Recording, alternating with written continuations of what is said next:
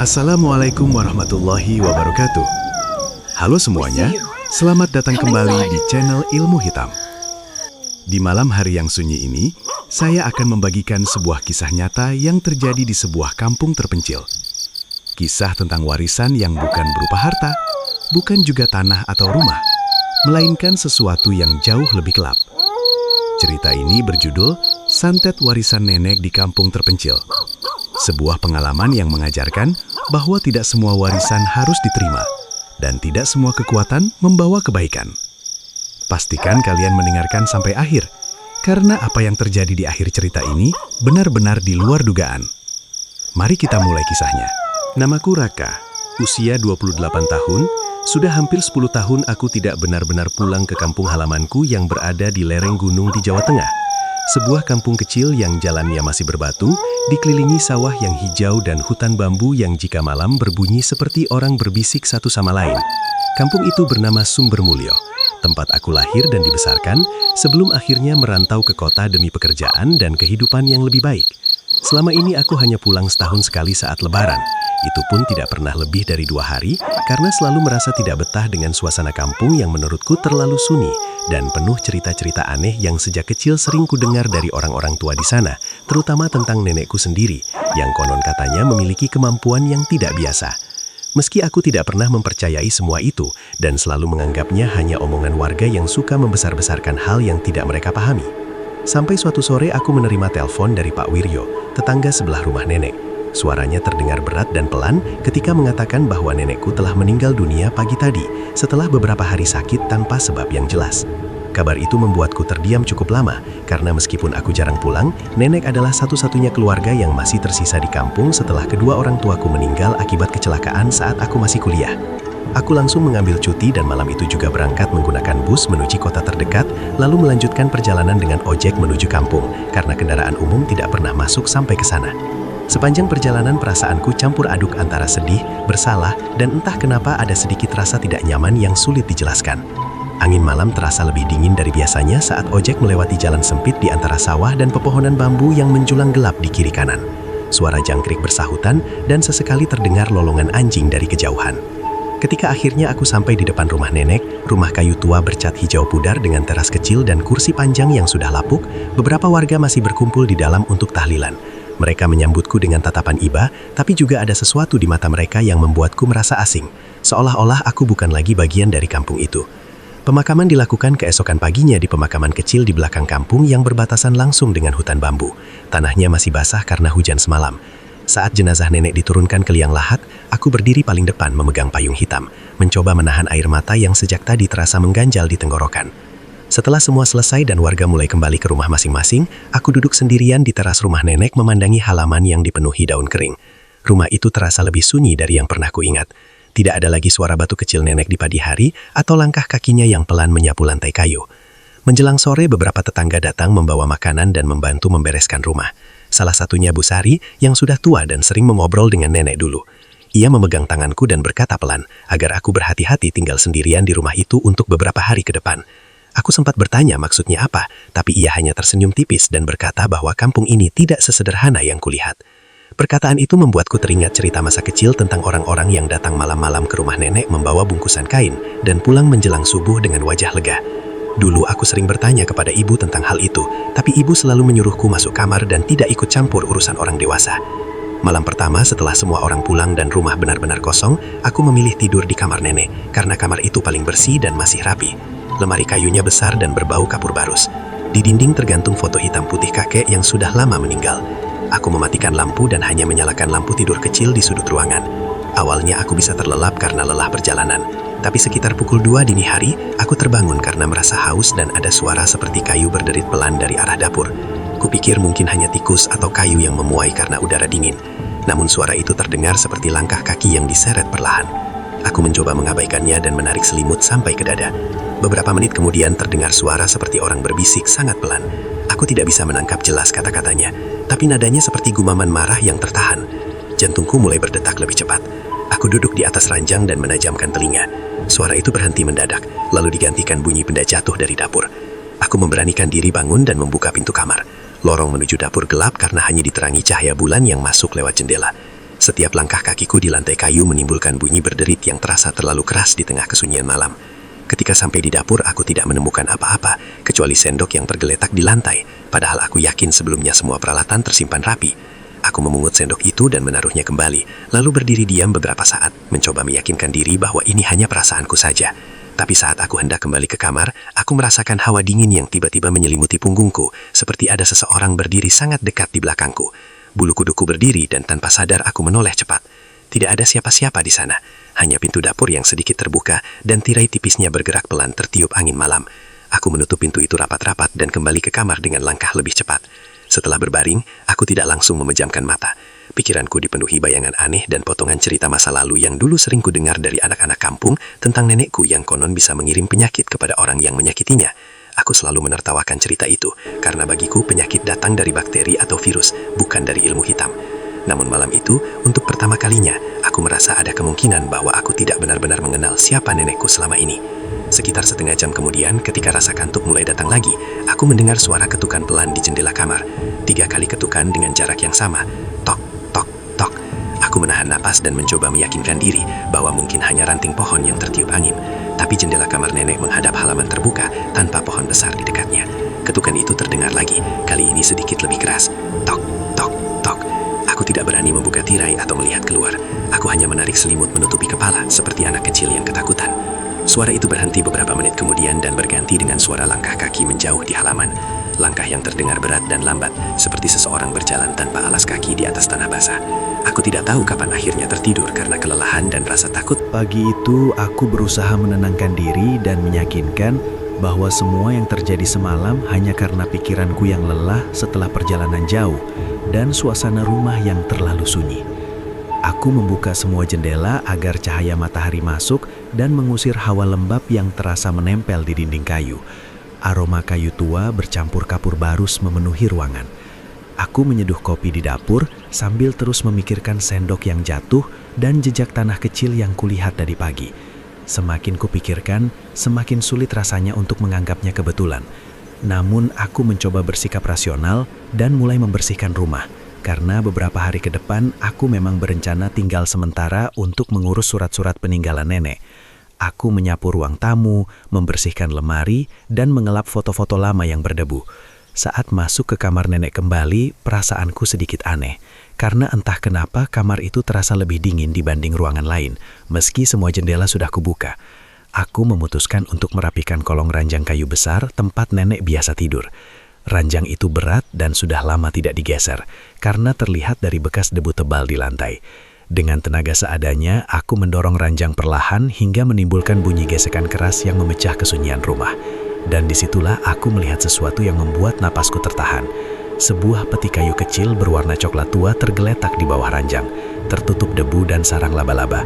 Ukurannya tidak terlalu besar, tapi terlihat kokoh dengan ukiran sederhana di bagian atasnya.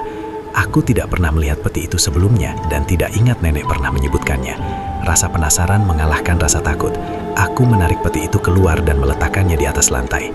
Ketika tanganku menyentuh permukaannya, ada sensasi dingin yang aneh, seperti memegang logam meski jelas itu kayu. Di bagian depan terdapat gembok kecil yang sudah berkarat. Anehnya, gembok itu tidak terkunci, hanya tersangkut longgar seolah-olah memang sengaja dibiarkan begitu. Jantungku berdetak lebih cepat ketika aku membuka tutup peti tersebut secara perlahan. Engselnya berderit pelan dan bau anyir samar langsung tercium.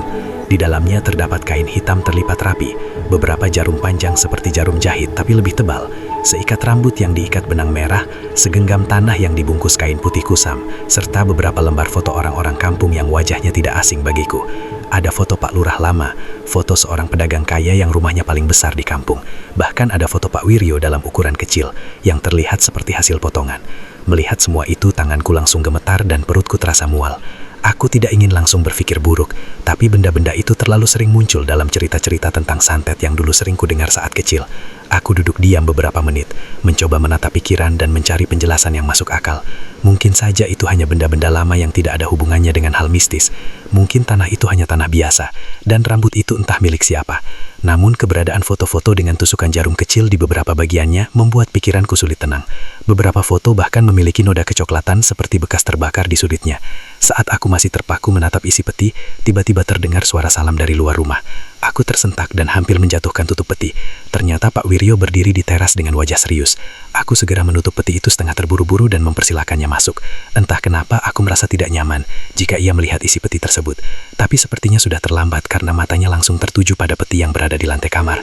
Ia tidak langsung berkata apa-apa, hanya memandangku lama lalu menghela napas pelan. "Kamu sudah menemukannya ya?" ucapnya dengan nada datar yang sulit kutafsirkan. Aku terdiam dan bertanya maksudnya apa. Ia melangkah masuk ke kamar dan berjongkok di depan peti itu tanpa menyentuhnya. Wajahnya terlihat lebih tua dari biasanya. Keriput di dahinya semakin jelas ketika ia menatap benda-benda di dalamnya. "Itu bukan barang biasa, Ra," katanya pelan. Aku mencoba tersenyum dan berkata, "Mungkin itu hanya peninggalan lama nenek yang tidak penting." Tapi Pak Wiryo menggeleng perlahan dan mengatakan bahwa sejak dulu memang ada rumor tentang kemampuan nenekku yang berbeda dari orang kebanyakan. Menurutnya banyak warga yang diam-diam datang meminta bantuan saat punya masalah berat. Ada yang ingin usahanya lancar, ada yang ingin membalas sakit hati, dan ada pula yang ingin menjatuhkan saingan. Aku merasa darahku seperti berhenti mengalir mendengar penjelasan itu, karena selama ini aku selalu menganggap semua cerita itu hanya gosip kampung. Aku menatap kembali isi peti, dan kini setiap benda di dalamnya terasa memiliki arti yang lebih gelap. Pak Wiryo lalu berkata bahwa peti itu seharusnya tidak dibuka sembarangan, karena menurut kepercayaan lama, benda-benda seperti itu menyimpan ikatan yang belum tentu sudah dilepaskan. Aku hampir tertawa karena bagiku itu terdengar tidak masuk akal. Aku terbangun dengan napas terengah-engah saat ayam jantan berkokok dari kejauhan.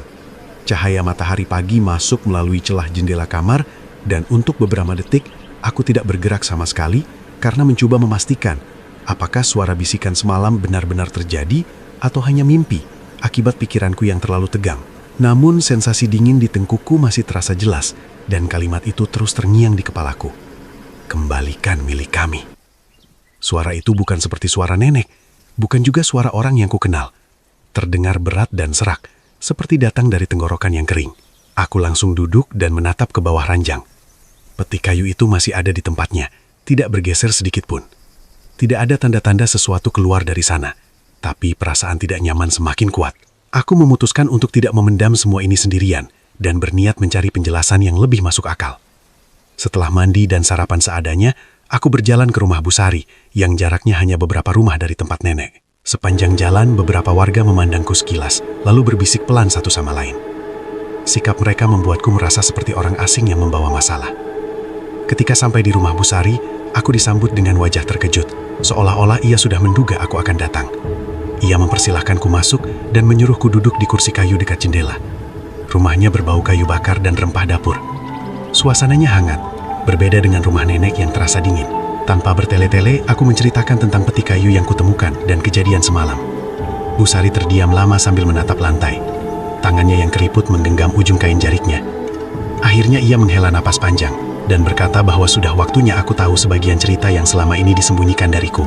Menurutnya, dulu keluargaku bukan keluarga yang disegani. Kakekku hanyalah petani biasa yang sering diperlakukan semena-mena oleh orang-orang kaya di kampung, terutama oleh seorang saudagar beras bernama Pak Darmo yang dulu sangat berkuasa.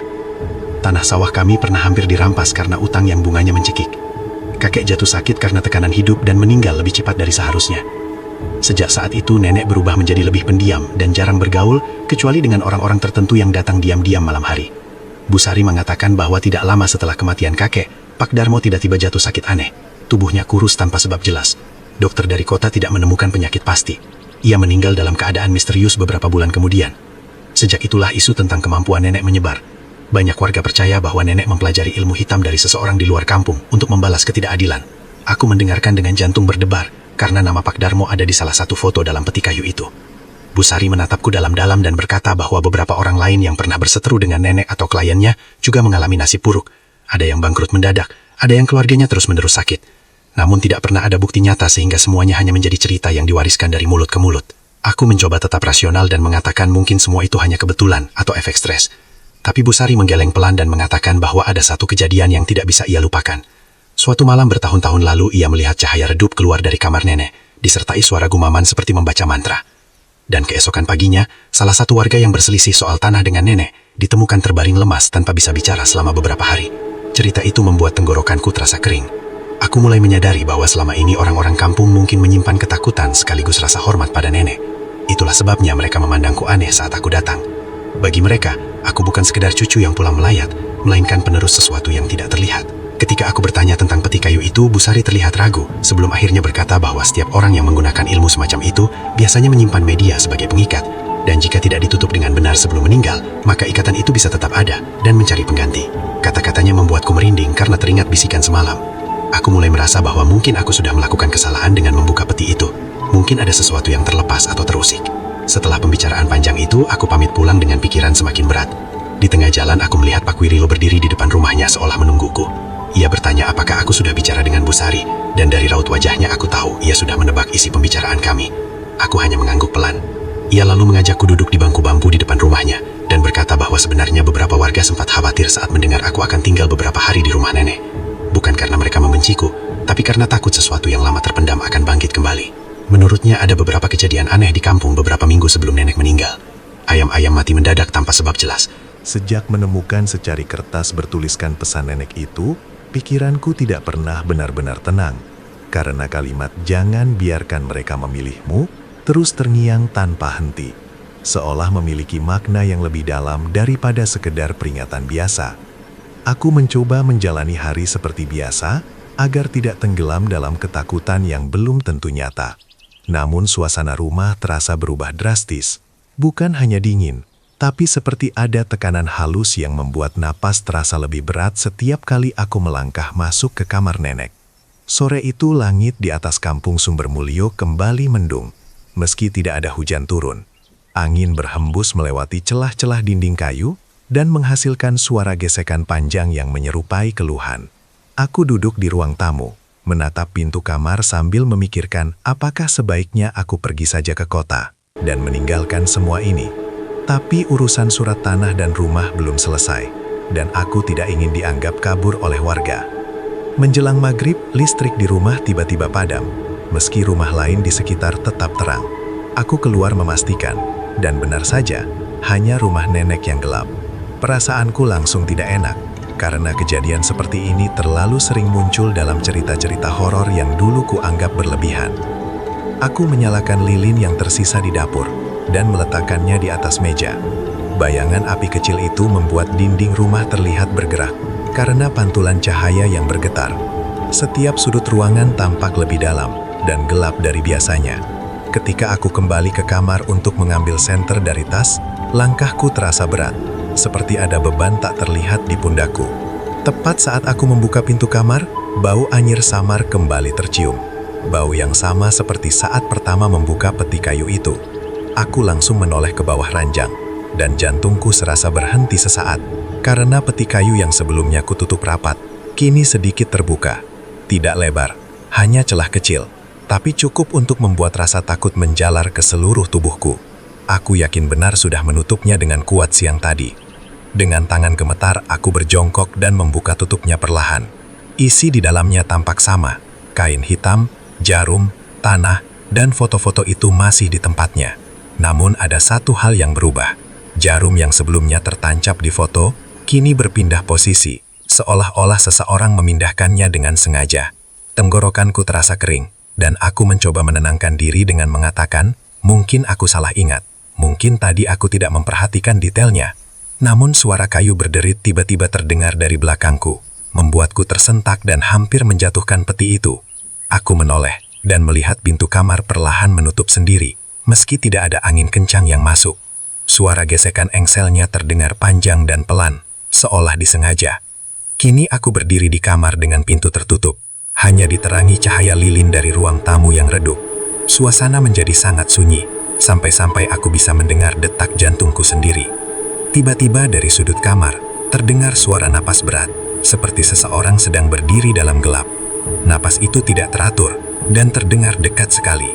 Aku mencoba mencari sumbernya, tapi pandanganku hanya menangkap bayangan lemari dan gantungan baju. Tubuhku mulai terasa lemas, dan kepalaku sedikit pusing. Dalam ketegangan itu, aku mendengar suara bisikan lagi. Kali ini lebih jelas dari sebelumnya. Bukan hanya satu kalimat, tapi rangkaian kata yang terdengar seperti gumaman dalam bahasa Jawa halus yang sulit kupahami sepenuhnya. Suaranya serak dan dalam, bercampur seperti lebih dari satu suara berbicara bersamaan. Aku menutup telinga dengan kedua tangan, tapi suara itu tidak berhenti, karena seolah datang dari dalam kepalaku sendiri. Tekanan di dada semakin kuat, dan tiba-tiba tubuhku terasa seperti ditindih sesuatu yang berat, meski aku masih berdiri. Kakiku goyah, dan aku jatuh terduduk di lantai. Napasku memburu, dan pandanganku mulai kabur. Dalam keadaan setengah panik itu, aku melihat bayangan hitam di pojok kamar perlahan membentuk siluet tinggi yang hampir menyentuh langit-langit. Bentuknya tidak jelas, tapi terasa padat, seperti asap pekat yang berdiri tegak. Bayangan itu tidak bergerak mendekat, namun kehadirannya membuat udara terasa jauh lebih dingin. Aku ingin berteriak, tapi suaraku tertahan di tenggorokan. Tiba-tiba dari arah ruang tamu, terdengar suara benda jatuh keras, diikuti suara langkah kaki berlari cepat mengelilingi rumah. Langkah itu berat dan tergesa-gesa, seperti lebih dari satu orang berlari di atas tanah halaman. Aku tidak tahu bagaimana caranya, tapi aku memaksa tubuhku merangkak keluar kamar dan membuka pintu dengan sisa tenaga yang ada. Begitu pintu terbuka, tekanan di dadaku sedikit berkurang. Suara langkah di luar berhenti mendadak, dan suasana kembali hening. Aku terduduk di ambang pintu dengan napas terengah-engah. Lilin di ruang tamu tiba-tiba padam, meski tidak ada angin yang meniupnya. Rumah kini benar-benar gelap. Dalam gelap itu, aku merasa ada sesuatu berdiri tepat di depanku, sangat dekat, sampai aku bisa merasakan hawa dingin yang menyentuh wajahku. Aku tidak bisa melihat apa-apa, tapi instingku mengatakan bahwa aku tidak sendirian. Dalam kepanikan, aku mengingat pesan nenek, dan tanpa sadar mengucapkan doa seadanya yang kuingat sejak kecil. Suaraku bergetar dan tidak lancar. Beberapa detik terasa sangat panjang, hingga akhirnya listrik kembali menyala. Tiba-tiba, tanpa peringatan, cahaya lampu menerangi ruang tamu, dan semua terlihat normal kembali. Tidak ada bayangan hitam, tidak ada siapa-siapa, hanya kursi yang tergeser, dan satu piring terjatuh di lantai dapur. Aku berdiri perlahan, dan memeriksa seluruh rumah. Pintu depan masih terkunci dari dalam, jendela-jendela tertutup, tidak ada tanda orang masuk. Namun ketika aku kembali ke kamar, dan melihat ke bawah ranjang, peti kayu itu sudah tertutup rapat, seolah tidak pernah terbuka sama sekali. Aku mundur beberapa langkah dengan tubuh gemetar, karena sadar satu hal yang paling menakutkan, bukanlah suara atau bayangan yang kulihat, melainkan kenyataan bahwa kejadian itu terasa terlalu nyata untuk disebut halusinasi. Malam itu aku tidak berani tidur di kamar nenek, dan memilih duduk di ruang tamu, dengan lampu menyala sampai pagi. Setiap kali mataku hampir terpejam, aku merasa seperti ada yang mengawasi dari sudut ruangan. Menjelang subuh, ketika ayam mulai berkokok, aku mendengar suara pelan dari arah kamar. Suara yang sangat mirip dengan suara nenek saat masih hidup, memanggil namaku dengan nada lembut. Raka. Suara itu jelas sekali, dan membuat jantungku kembali berdegup keras. Namun kali ini ada sesuatu yang berbeda, karena di balik kelembutan suara itu, terselip gema berat yang sama seperti bisikan semalam, seolah dua suara menyatu menjadi satu panggilan. Dan saat itulah aku mulai sadar, bahwa gangguan ini bukan lagi sekedar bayangan masa lalu, melainkan sesuatu yang benar-benar mencoba mendekat, dan mungkin sedang menunggu saat yang tepat untuk mengambil alih hidupku. Pagi itu aku merasa seperti tidak tidur sama sekali, karena semalaman hanya duduk bersandar di kursi ruang tamu dengan lampu menyala terang. Setiap kali hampir terlelap, suara panggilan namaku kembali terngiang di kepala. Suara yang menyerupai nenek, namun bercampur gema berat yang tidak manusiawi. Ketika cahaya matahari mulai masuk melalui jendela dan ayam berkokok bersahutan, aku mencoba meyakinkan diri bahwa semua kejadian tadi malam mungkin hanyalah akibat kelelahan dan tekanan pikiran. Namun rasa dingin yang masih tertinggal di kulit dan bayangan hitam yang jelas kulihat, membuatku sulit menyangkal kenyataan bahwa sesuatu memang sedang terjadi. Aku berdiri dengan tubuh pegal lalu berjalan ke kamar nenek dengan langkah ragu. Setiap langkah terasa berat, seperti ada bagian dari diriku yang tidak ingin mendekat ke ruangan itu lagi. Ketika sampai di ambang pintu, aku berhenti sejenak, menarik napas panjang sebelum akhirnya masuk. Kamar itu tampak biasa saja, diterangi sinar pagi. Lemari kayu berdiri diam. Foto Katek masih tergantung di dinding, dan ranjang besar itu tampak seperti tidak pernah menyimpan apapun di bawahnya. Tapi aku tahu, peti kayu itu masih ada di sana, dan seolah menjadi pusat dari semua kejadian aneh ini. Dengan perasaan campur aduk antara takut dan marah, aku berlutut dan menarik peti itu keluar lagi. Kali ini aku tidak ragu membuka tutupnya, karena ingin memastikan apakah semalam benar-benar terjadi, atau hanya ilusi. Isi peti masih sama. Namun ketika aku memeriksa satu persatu foto di dalamnya, ada sesuatu yang membuatku tercekat. Salah satu foto kini memiliki bekas hangus kecil di bagian pinggirnya, seolah pernah tersentuh api. Padahal aku yakin belum pernah membakarnya. Aku mengambil foto itu dengan hati-hati dan memperhatikannya lebih dekat. Wajah dalam foto itu adalah seorang pria paruh baya yang samar kuingat sebagai salah satu warga yang dulu pernah berselisih dengan keluarga kami. Noda hangus itu terlihat baru, dan masih meninggalkan aroma terbakar yang samar. Jantungku berdegup kencang, karena tidak ada alasan logis bagaimana bekas itu bisa muncul sendiri. Dalam campuran rasa takut dan nekat, aku memutuskan melakukan sesuatu yang sejak kemarin kupikirkan. Aku ingin membakar isi peti itu agar semua ini berakhir. Bagiku, jika memang ada sesuatu yang terikat melalui benda-benda ini, maka menghancurkannya mungkin bisa memutus hubungan tersebut. Aku membawa peti dan isinya ke dapur, lalu menyiapkan korek api dan sebuah baskom logam sebagai alas. Tanganku gemetar saat menyusun kain hitam dan foto-foto itu di dalam baskom.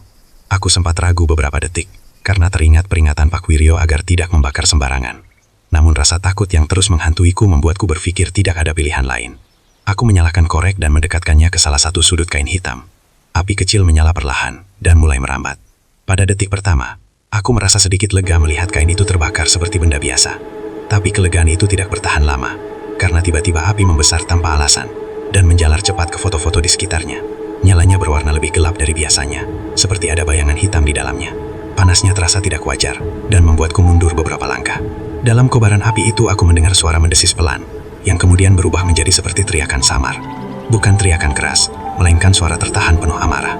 Aku membeku di tempat ketika api yang seharusnya menjalar merata, justru tiba-tiba berhenti pada satu foto yang kupegang tadi. Foto itu tidak terbakar sama sekali, meski bagian lain sudah hangus menjadi abu. Yang lebih mengerikan adalah foto tersebut perlahan menghitam di bagian tengah, tanpa disentuh api, seolah terbakar dari dalam. Garis hitam itu menyebar membentuk pola seperti retakan. Dan dalam sekejap foto itu menyala sendiri di tanganku, tanpa aku menyentuhnya dengan api. Aku berteriak refleks dan menjatuhkannya cuantai. Api padam seketika, meninggalkan bau hangus yang menyengat. Aku berdiri terpaku, dengan napas tersenggal karena tidak pernah menyaksikan sesuatu seperti itu sebelumnya. Saat aku menatap kembali baskom logam, abu sisa kain dan foto-foto lain tampak membentuk pola aneh, seperti lingkaran dengan garis-garis di tengahnya. Pola yang terasa familiar, seperti simbol yang pernah kulihat sekilas di dalam peti. Sebelum aku sempat memahami lebih jauh, suara pintu depan diketuk keras 3 kali, membuatku tersentak. Aku berjalan dengan langkah goyah menuju pintu, dan membukanya. Pak Wiryo berdiri di sana, dengan wajah pucat dan mata tajam menatapku. Ia tidak berkata apa-apa pada awalnya, hanya mencium aroma terbakar dari dalam rumah, lalu melangkah masuk tanpa menunggu izin. Ketika melihat abu di dapur, ia langsung memandangku dengan ekspresi campuran marah dan khawatir. "Kamu membakarnya?" tanyanya dengan suara berat. Aku mengangguk pelan, dan mencoba menjelaskan bahwa aku hanya ingin semuanya selesai. Namun ia menggeleng keras, dan berkata bahwa jika memang ada ikatan yang belum ditutup dengan benar, membakar medianya tanpa ritual justru bisa membuatnya marah. Kata-kata itu membuat lututku terasa lemas, karena apa yang kulihat tadi sudah cukup membuktikan bahwa ini bukan sekedar sugesti. Pak Wiryo lalu menunduk dan mengamati abu di dalam baskom. Wajahnya semakin tegang ketika melihat pola yang terbentuk. Ia berbisik hampir tak terdengar, bahwa pola itu adalah tanda pengikat yang biasanya digunakan dalam praktek santet lama. Dan jika sudah muncul kembali, berarti ada sesuatu yang belum selesai. Dan kini menyadari bahwa medianya sedang dihancurkan. Aku merasa seluruh ruangan berputar karena sulit menerima kenyataan bahwa aku mungkin baru saja memancing sesuatu yang lebih berbahaya. Belum selesai ketakutanku. Sejak kejadian foto yang terbakar sendiri dan peti kayu yang kembali utuh seperti tidak pernah disentuh api, pikiranku benar-benar berada di titik paling kacau. Karena semua logika yang selama ini kupegang terasa runtuh satu persatu. Aku tidak lagi bisa meyakinkan diri bahwa semua ini hanya sugesti atau kelelahan.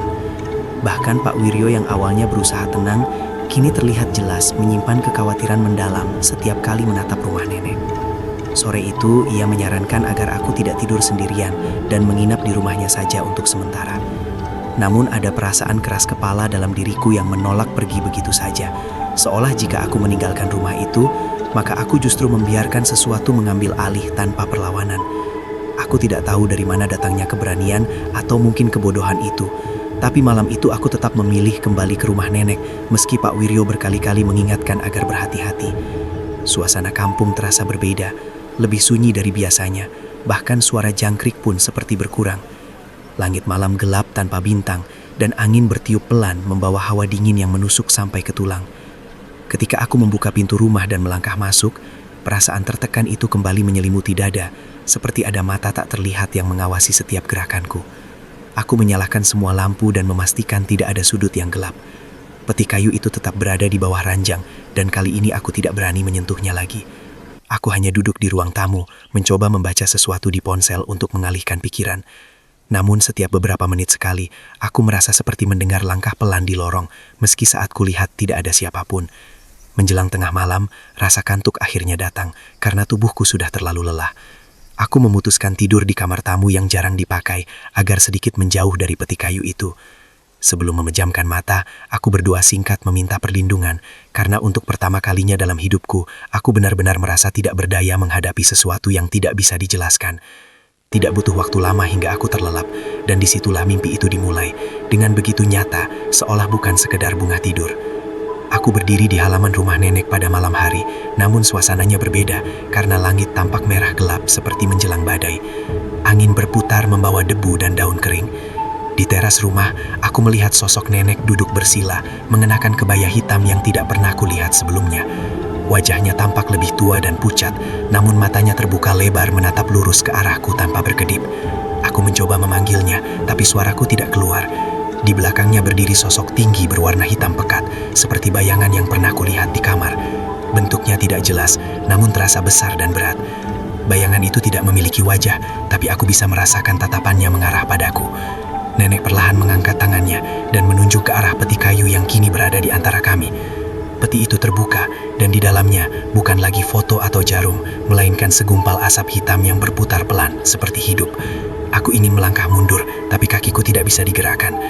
Nenek kemudian berbicara dengan suara pelan yang terdengar seperti gema. "Selesaikan apa yang belum selesai." Kalimat itu diucapkannya dengan nada sedih bercampur penyesalan. Tiba-tiba bayangan hitam di belakangnya bergerak maju satu langkah, dan udara di sekelilingku menjadi sangat dingin. Aku merasa dada seperti ditekan kuat, dan napasku hampir habis. Dari dalam asap hitam di peti, terdengar banyak suara bercampur. Suara pria, wanita, tua, muda, semuanya berbicara bersamaan dalam bahasa yang tidak sepenuhnya kupahami. Namun satu kalimat terdengar jelas di antara kekacauan itu. "Pilih dia." Suara itu menggema dan membuat tanah di bawah kakiku retak perlahan.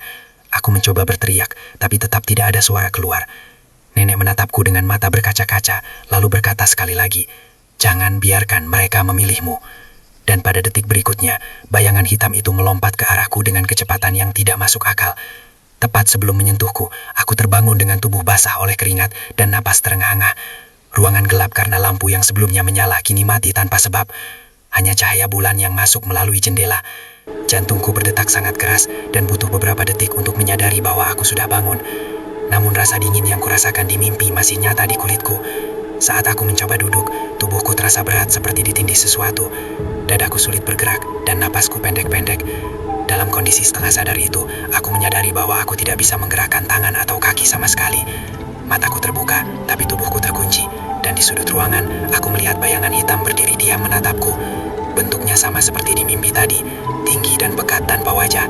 Perlahan ia mendekat tanpa suara, dan setiap langkahnya membuat tekanan di dadaku semakin kuat. Aku ingin memejamkan mata, tapi tidak bisa. Ingin berteriak, tapi suara tidak keluar. Bayangan itu kini berada tepat di samping tempat tidur, dan aku bisa merasakan hawa dinginnya menyelimuti wajahku. Dalam kepanikan, aku mencoba mengingat doa yang tadi kubaca sebelum tidur, dan dengan susah payah aku mengucapkannya dalam hati, karena bibirku tidak bisa bergerak.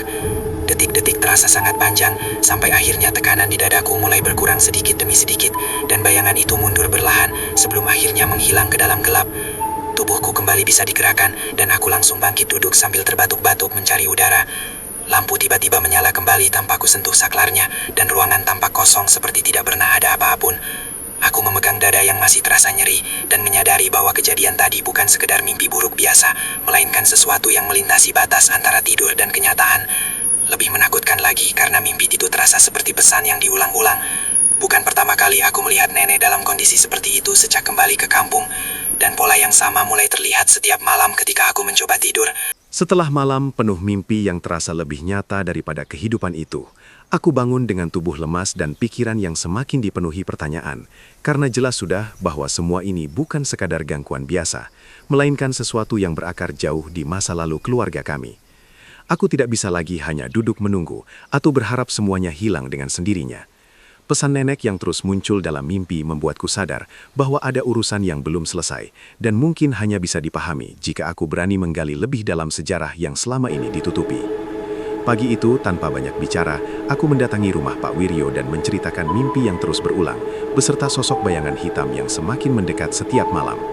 Wajahnya tampak semakin serius mendengar ceritaku, dan kali ini ia tidak mencoba menenangkan dengan alasan logis seperti sebelumnya. Ia hanya berkata bahwa mungkin sudah waktunya aku mengetahui cerita lengkap yang selama ini hanya dibisikkan setengah-setengah oleh warga. Menurutnya, ada satu orang lagi yang tahu lebih banyak tentang masa lalu nenek selain Bu Sari, yaitu Mbah Karto yang tinggal di ujung kampung dekat batas hutan bambu. Lelaki tua itu dikenal pendiam dan jarang keluar rumah, Namun konon ia pernah menjadi teman dekat kakekku sebelum semua masalah terjadi. Aku mengikuti Pak Wiryo menuju rumah Mbah Karto yang terlihat paling tua dan hampir roboh dibanding rumah lain. Halaman depannya dipenuhi semak liar dan pohon pisang yang tidak terurus. Ketika kami mengetuk pintu beberapa kali, barulah terdengar langkah pelan dari dalam, dan pintu dibuka sedikit, menampakkan wajah keriput dengan mata yang masih tajam meski sudah tua. Setelah mendengar maksud kedatanganku, ia terdiam cukup lama sebelum akhirnya mempersilahkan kami masuk. Di dalam rumahnya, suasana terasa lembab dan gelap meski siang hari. Hanya ada satu jendela kecil yang membiarkan cahaya masuk. Aku duduk bersila di lantai bambu, sementara Mbah Karto menatapku lekat-lekat seperti mencoba membaca sesuatu di wajahku. Akhirnya ia berbicara dengan suara pelan namun tegas, bahwa apa yang kualami bukan hal baru, karena sejak dulu memang ada perjanjian yang dibuat nenekku saat keadaan keluarga kami terdesak.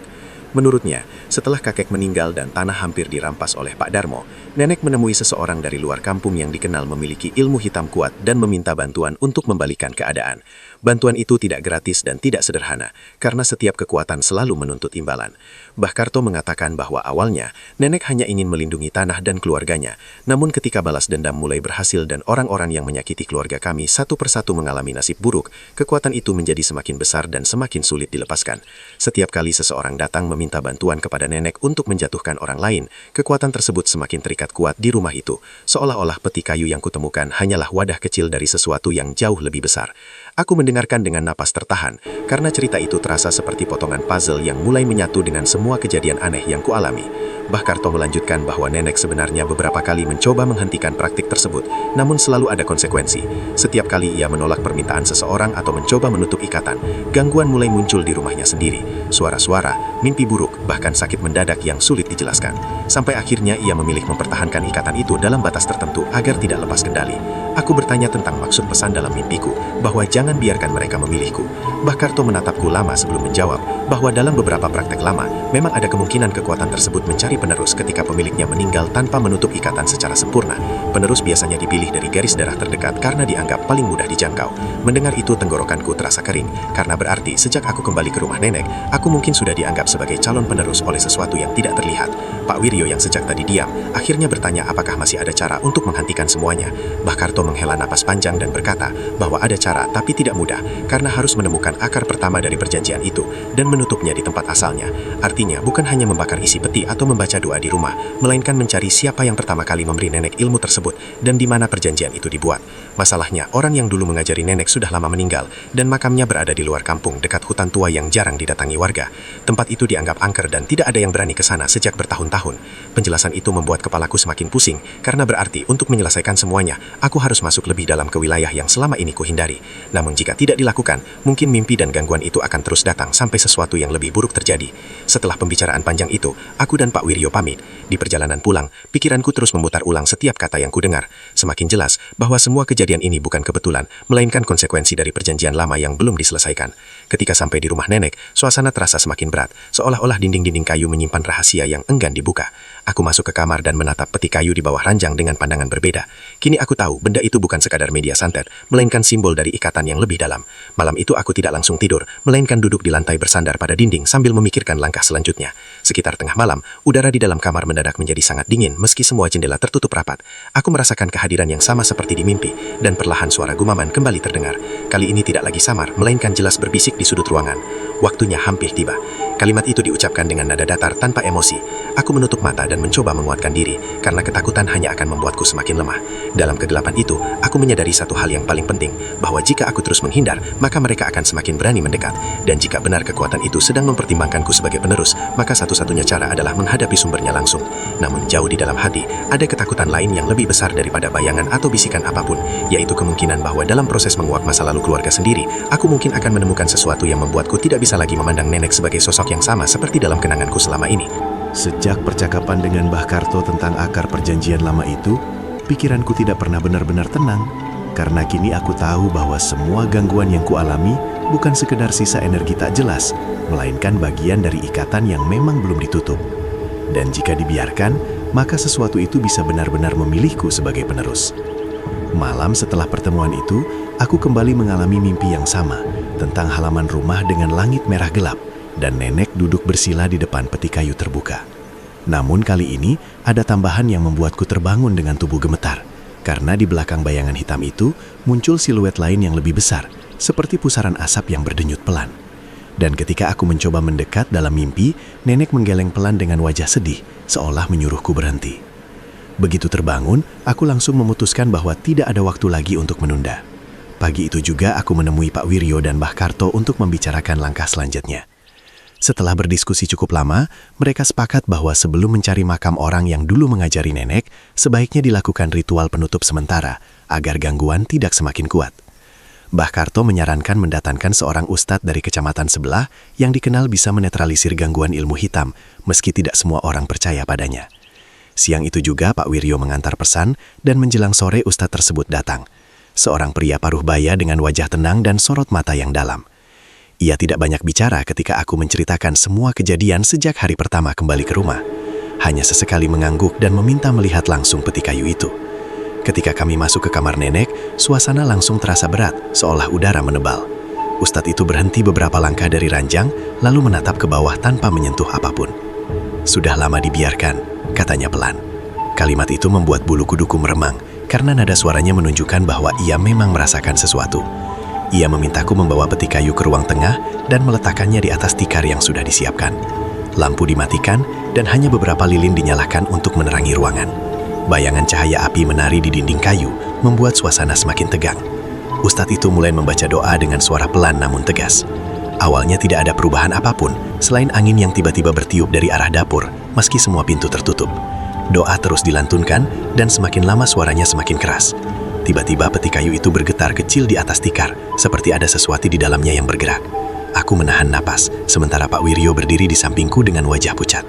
Getaran itu makin kuat, dan terdengar suara gesekan dari dalam peti, seperti kuku yang menggores kayu. Ustadz tersebut tidak berhenti membaca doa, malah suaranya semakin lantang. Angin di dalam rumah semakin kencang hingga lilin-lilin hampir padam. Suhu ruangan turun drastis, membuat napasku terlihat seperti uap tipis. Dalam kekacauan itu, terdengar suara teriakan samar bercampur banyak bisikan yang saling bertabrakan. Suaranya bukan dari satu arah, melainkan seolah datang dari seluruh sudut rumah. Dinding kayu berderit keras dan jendela bergetar meski tidak ada badai di luar. Tiba-tiba tutup peti terbuka sendiri dengan suara hentakan keras dan isi di dalamnya berhamburan keluar. Kain hitam terlempar ke samping, foto-foto bertebaran di lantai, dan jarum-jarum kecil bergulir membentuk pola acak. Dari dalam peti muncul asap hitam pekat yang berputar di atasnya, seperti pusaran kecil. Aku mundur beberapa langkah karena merasakan tekanan di dada kembali datang lebih kuat daripada sebelumnya. Ustadz itu berdiri tegak di depan pusaran asap sambil terus membaca doa dengan suara keras dan tegas. Semakin lama asap itu semakin tinggi, membentuk siluet samar yang menyerupai sosok tanpa wajah. Bayangan itu bergetar seolah menahan sesuatu, dan dalam satu momen, aku mendengar suara yang sangat jelas tepat di telingaku, meski jaraknya beberapa meter. "Dia milik kami." Suara itu dalam dan berat, membuat kakiku hampir lemas. Aku menutup telinga, tapi suara itu tetap terdengar menggema di dalam kepala. Ustadz tersebut lalu mengambil segenggam garam yang sudah disiapkan dan melemparkannya ke arah pusaran asap sambil mengucapkan kalimat terakhir doanya dengan nada sangat kuat. Seketika terdengar suara seperti ledakan kecil dan pusaran asap itu mengecil lalu menyebar ke segala arah sebelum akhirnya menghilang. Suasana mendadak hening, angin berhenti, lilin kembali stabil dan suhu ruangan perlahan normal kembali. Aku berdiri terpaku beberapa detik mencoba memahami apa yang baru saja terjadi. Peti kayu kini tergeletak kosong tanpa getaran. Foto-foto yang tadi berserakan tampak biasa tanpa noda tambahan. Ustadz itu menghela napas panjang dan duduk bersila sambil menutup mata sejenak.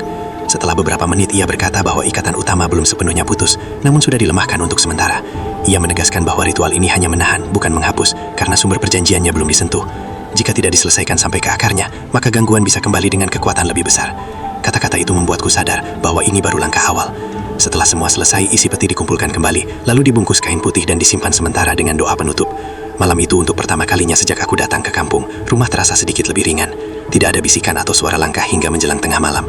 Namun tepat saat aku hampir tertidur, terdengar suara pelan seperti ketukan jauh dari arah hutan bambu. Bukan di jendela atau pintu, melainkan dari kejauhan.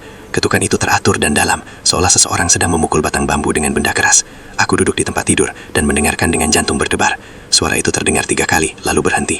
Dalam keheningan yang mengikuti, aku menyadari satu hal yang membuat perutku terasa kosong, bahwa meski ritual penutup tadi berhasil melemahkan sesuatu di dalam rumah, masih ada sesuatu yang menunggu di luar sana, mungkin di tempat asal perjanjian itu dibuat, dan selama aku belum berani mendatangi sumbernya, maka semua ini belum benar-benar selesai. Setelah ritual penutup sementara itu, suasana rumah memang terasa lebih ringan selama beberapa jam pertama. Tidak ada bisikan di sudut ruangan, dan tidak ada getaran dari peti kayu yang kini dibungkus kain putih dan diletakkan di ruang tengah. Namun jauh di dalam hatiku, ada perasaan bahwa ketenangan ini hanya jeda sebelum sesuatu yang lebih besar terjadi, karena suara ketukan dari arah hutan bambu tadi malam masih terngiang jelas di telingaku. Pagi harinya, aku menemui Pak Wiryo dan Mbah Karto untuk mengatakan bahwa aku siap pergi ke tempat asal perjanjian itu dibuat, meski rasa takut tetap ada. Mbah Karto menatapku lama, lalu mengangguk pelan, seolah sudah menunggu keputusan itu sejak awal. Ia menjelaskan bahwa makam orang yang dulu mengajari nenek berada di pinggir hutan tua di luar batas kampung. Tempat itu jarang didatangi warga karena sejak dulu dianggap angker, dan beberapa orang yang nekat ke sana mengaku mendengar suara aneh atau merasa diikuti saat pulang. Mendengar itu, aku sadar perjalanan ini bukan hanya soal fisik, tapi juga mental. Karena apapun yang terikat pada keluarga kami, mungkin akan mencoba mencegahku mendekat ke sumbernya. Kami sepakat berangkat menjelang sore agar tiba sebelum gelap sepenuhnya. Sepanjang hari, aku merasakan ketegangan yang sulit dijelaskan, seperti ada sesuatu yang menyadari niatku dan mulai bergerak. Menjelang waktu berangkat, langit mendung pekat meski tidak ada ramalan hujan. Angin berhembus lebih kencang dari biasanya, membuat bambu-bambu di sekitar kampung berbunyi panjang seperti rintihan. Aku membawa peti kayu yang sudah dibungkus kain putih sesuai saran Ustadz, karena benda itu harus dikembalikan ke tempat awal ikatan dibuat. Perjalanan menuju hutan memakan waktu hampir 1 jam dengan berjalan kaki, melewati sawah dan jalan setapak sempit. Semakin dekat ke hutan, suasana semakin sunyi, dan burung-burung yang biasanya terdengar kini menghilang. Hanya suara langkah kami bertiga, dan gesekan daun kering di tanah yang terdengar. Ketika akhirnya kami sampai di sebuah tanah lapang kecil dengan beberapa makam tua tanpa nisan jelas, Mbah Karto berhenti dan menunjuk salah satu gundukan tanah yang ditumbuhi rumput liar. Di sini, katanya pelan. Udara di sekitar makam itu terasa jauh lebih dingin dibanding tempat lain, meski tidak ada angin. Aku meletakkan peti kayu di depan gundukan tanah tersebut, dan Ustadz yang ikut bersama kami mulai membaca doa dengan suara mantap. Awalnya tidak terjadi apa-apa selain suasana yang semakin tegang. Namun ketika doa semakin lantang, tiba-tiba tanah di sekitar makam bergetar kecil, seperti ada sesuatu bergerak di bawahnya. Aku mundur setengah langkah, tapi tetap memaksakan diri berdiri tegak, karena tahu ini momen penentuan. Dari arah hutan terdengar suara ketukan yang sama seperti malam sebelumnya, namun kini lebih dekat dan lebih keras. Tok, tok, tok. Suara itu bergema di antara pepohonan dan membuat nafasku terasa pendek. Ustadz terus membaca doa, sementara Pak Wiryo memegang bahuku, seolah memastikan aku tidak mundur. Tiba-tiba kain putih yang membungkus peti bergerak sendiri dan terlepas. Tutup peti terbuka perlahan tanpa disentuh, dan dari dalamnya kembali muncul asap hitam pekat seperti pusaran kecil yang berdenyut. Kali ini pusaran itu lebih besar dan lebih gelap daripada saat ritual di rumah. Ia melayang tepat di atas makam, dan perlahan membentuk siluet tinggi yang sama seperti yang kulihat di kamar dan dalam mimpi. Udara di sekitar kami menjadi sangat dingin, sampai-sampai nafas terlihat jelas seperti kabut. Dalam kekacauan itu, aku mendengar suara yang sangat jelas, bukan hanya di kepala, tapi di udara sekitar. Perjanjian belum selesai. Suara itu dalam dan berat, membuat tanah di bawah kakiku terasa tidak stabil. Ustadz menaikkan nada doanya, namun pusaran asap itu justru membesar dan bergerak perlahan ke arahku. Tekanan di dada kembali datang, bahkan lebih kuat. Kakiku terasa berat seperti terikat, dan untuk sesaat aku hampir menyerah karena rasa takut yang luar biasa. Namun di detik itu, bayangan nenek muncul dalam pikiranku, bukan dalam wujud menakutkan, melainkan seperti saat ia masih hidup, tersenyum kecil di teras rumah. Dan aku teringat kembali pesan dalam mimpiku bahwa aku tidak boleh membiarkan mereka memilihku. Dengan sisa keberanian yang ada, aku melangkah maju, mendekati makam, meski tekanan semakin kuat, dan berteriak sekuat tenaga bahwa aku menolak perjanjian itu, bahwa aku tidak menerima warisan apapun yang berasal dari rasa sakit dan dendam. Suaraku mungkin terdengar kecil dibanding gema bisikan di sekeliling, tapi aku mengucapkannya berulang kali sampai tenggorokanku perih. Ustadz kemudian menyuruhku meletakkan tanganku di atas tanah makam sambil mengucapkan penolakan dengan tegas. Ketika telapak tanganku menyentuh tanah dingin itu, aku merasakan getaran kuat, seperti aliran listrik menyusup ke tubuh. Pusaran asap yang tadi mendekat, tiba-tiba berhenti dan berputar lebih cepat, seolah marah. Suara bisikan berubah menjadi teriakan panjang yang menyakitkan telinga. Angin bertiup sangat kencang, membuat pepohonan di sekitar bergoyang hebat. Dalam momen itu, aku merasakan tarikan kuat di punggung, seperti ada yang mencoba menarikku mundur. Tapi aku tetap menekan tangan ke tanah dan terus mengucapkan penolakan dengan suara yang semakin serak. Tiba-tiba terdengar suara retakan keras dari dalam tanah makam, dan pusaran asap itu pecah, seperti balon yang ditusuk. Asapnya menyebar tipis, lalu menghilang perlahan tertiup angin. Suara bisikan berhenti mendadak, dan suasana hutan kembali sunyi, hanya menyisakan suara nafas kami yang terengah. Aku jatuh terduduk di tanah, dengan tubuh gemetar karena energi seolah terkuras habis. Ustadz berhenti membaca doa, dan menatap makam itu beberapa saat, sebelum berkata pelan bahwa ikatan utama sudah diputus, karena penolakan harus datang langsung dari garis darah yang dituju. Pak Wiryo membantuku berdiri, dan kami bertiga saling berpandangan tanpa banyak kata, karena tahu apa yang baru saja terjadi bukan sesuatu yang mudah dijelaskan. Langit yang tadinya mendung, perlahan berubah lebih terang, meski matahari sudah hampir tenggelam. Perjalanan pulang terasa lebih ringan meski tubuhku sangat lelah. Namun tepat saat kami hampir keluar dari hutan, terdengar satu suara ketukan terakhir dari kejauhan, lebih pelan dari sebelumnya, seperti gema yang memudar. Tok, lalu hening sepenuhnya. Suara itu membuatku menoleh sebentar, tapi tidak ada apapun di antara pepohonan selain bayangan senja yang memanjang. Malam itu ketika aku kembali ke rumah nenek untuk terakhir kalinya sebelum kembali ke kota, tidak ada lagi hawa dingin berlebihan, tidak ada bisikan di sudut kamar, dan peti kayu yang kini kosong, terasa seperti benda biasa tanpa getaran. Aku duduk di teras, memandang halaman yang diterangi cahaya bulan, dan untuk pertama kalinya sejak datang ke kampung, aku bisa menarik nafas panjang tanpa rasa tertekan. Meski begitu, jauh di dalam hati aku tahu, pengalaman ini akan selalu membekas karena apa yang terjadi, bukan sekedar teror biasa, melainkan bagian dari sejarah keluarga yang nyaris menyeretku masuk ke dalamnya. Dan aku bersyukur, karena sebelum fajar benar-benar menyingsing, aku berhasil menolak warisan yang seharusnya tidak pernah diteruskan. Pagi setelah kejadian di hutan itu terasa berbeda dari pagi-pagi sebelumnya di kampung. Udara memang masih dingin dan kabut tipis masih menggantung di atas sawah. Tetapi tidak ada lagi rasa ditekan atau diawasi seperti hari-hari pertama aku datang. Rumah nenek yang sempat terasa berat, kini sunyi dalam arti yang menenangkan, bukan sunyi yang mengandung bisikan. Aku bangun dengan tubuh masih lemas, namun pikiranku jauh lebih jernih. Semalaman aku tidur tanpa mimpi aneh, tanpa bayangan siluet hitam, tanpa suara ketukan dari arah hutan bambu. Dan itu saja sudah cukup menjadi tanda bahwa sesuatu memang telah berakhir. Ketika aku keluar ke teras, cahaya matahari perlahan menyinari halaman yang basah oleh embun. Dan untuk pertama kalinya sejak semua kejadian dimulai, aku merasa rumah ini benar-benar hanya rumah tua biasa, bukan tempat yang menyimpan ikatan gelap. Pak Wiryo datang tak lama kemudian, membawa termos kopi seperti biasa, dan ia tersenyum kecil melihat wajahku yang lebih tenang. Ia berkata bahwa sejak subuh, suasana kampung juga terasa berbeda karena anjing-anjing tidak lagi melolong tanpa sebab, dan beberapa warga yang biasanya mengeluh mimpi buruk mengaku tidur nyenyak semalam. Mendengar itu membuat dadaku terasa hangat, karena berarti apa yang kami lakukan di makam benar-benar berdampak bukan hanya untukku, tapi juga untuk lingkungan sekitar. Meski begitu, aku tahu masih ada satu hal yang harus kulakukan sebelum meninggalkan kampung ini, yaitu menyelesaikan urusan rumah dan memastikan tidak ada lagi benda atau sisa ritual yang tertinggal. Bersama Pak Wiryo, aku membersihkan kamar nenek secara menyeluruh, membuka lemari-lemari lama dan membakar kertas-kertas bertuliskan simbol aneh yang dulu kusimpan karena takut membuangnya sembarangan. Kali ini aku membakarnya di halaman sambil membaca doa pelan. Kertas itu terbakar cepat tanpa percikan aneh dan abunya terbang ringan tertiup angin pagi. Tidak ada bau menyengat seperti sebelumnya, hanya aroma kertas terbakar biasa. Di sudut lemari paling bawah, aku menemukan kain lama berisi beberapa benda kecil seperti jarum berkarat dan serpihan tulang kecil yang dibungkus rapi. Mungkin itu bagian dari ritual lama yang tidak sempat digunakan lagi. Hatiku sempat bergetar melihatnya, namun aku tidak merasakan tekanan apapun. Aku membungkusnya dengan kain baru lalu membawanya ke Ustadz untuk dimusnahkan dengan cara yang benar, agar tidak ada lagi sisa energi yang tertinggal. Ustadz menerimanya dengan wajah serius dan berjanji akan mengurusnya. Siang itu beberapa warga datang ke rumah untuk membantu membersihkan halaman karena kabar tentang kejadian semalam sudah menyebar, walau tidak semua tahu detailnya. Mereka hanya tahu bahwa ada sesuatu yang sudah lama mengganggu akhirnya selesai. Aku tidak menceritakan semuanya karena sebagian hal memang sulit dijelaskan dengan logika.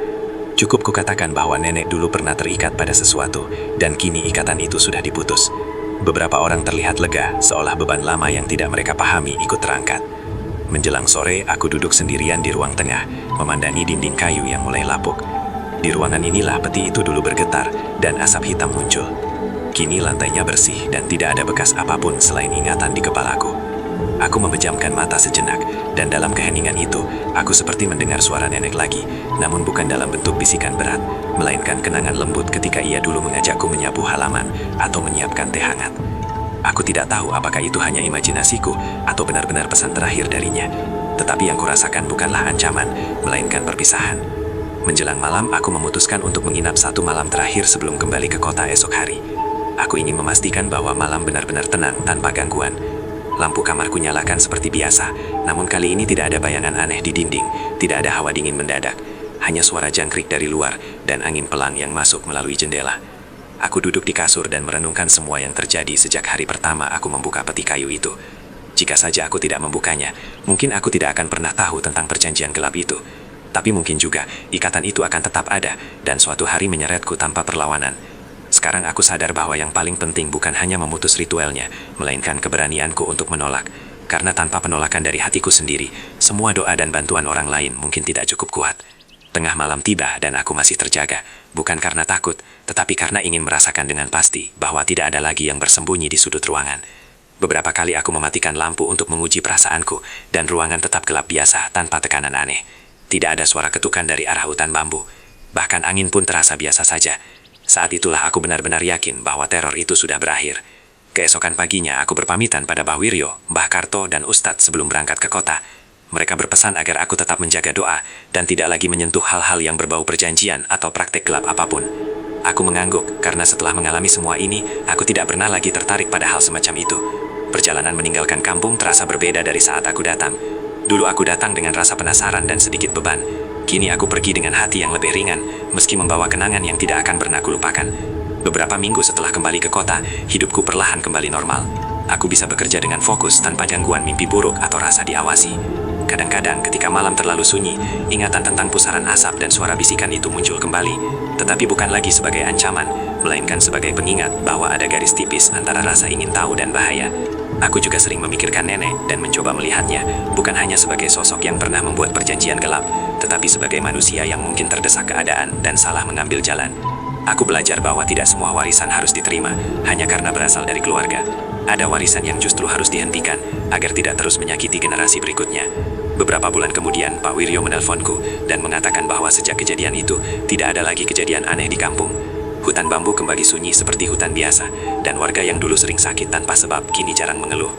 Itulah akhir dari kisah Santet Warisan Nenek di Kampung Terpencil.